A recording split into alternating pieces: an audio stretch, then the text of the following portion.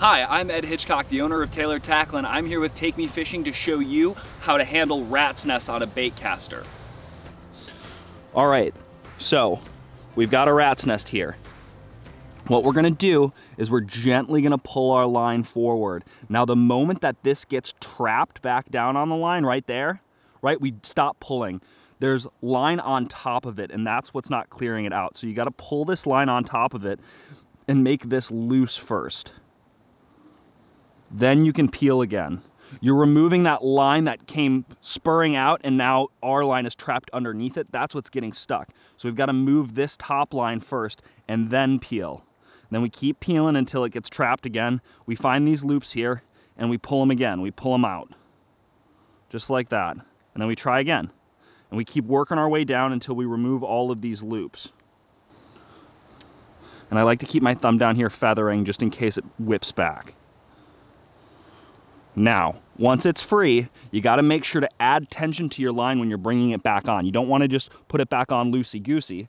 And we're going to want to tighten up our spool here because it's just going to keep getting tangled. So we tighten this back up with our finger up here, pinching the line between our thumb and our index finger, and we slowly bring it back on with some tension.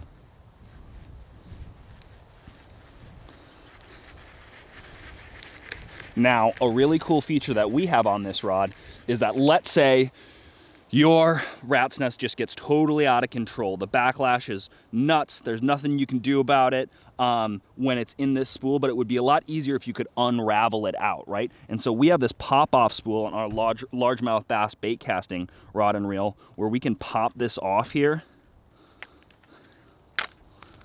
and then you can just deal with your spool free, right, without having to rethread all of the line. It's still on there, and this is gonna allow you to kind of pick it apart and wrap it out and get into some spots that you might not be able to get into. Lastly, I like to bring a pliers when I get to this stage. If it's this bad, then I can use the tip of the pliers to kind of pull out the loops, but it's the same process. We're just pulling out those loops and then pulling the line back through. This makes it a little bit easier when it's just too deep in there. Otherwise, just keep pulling those loops up and then dragging your line out. Pulling the loops up, dragging your line out.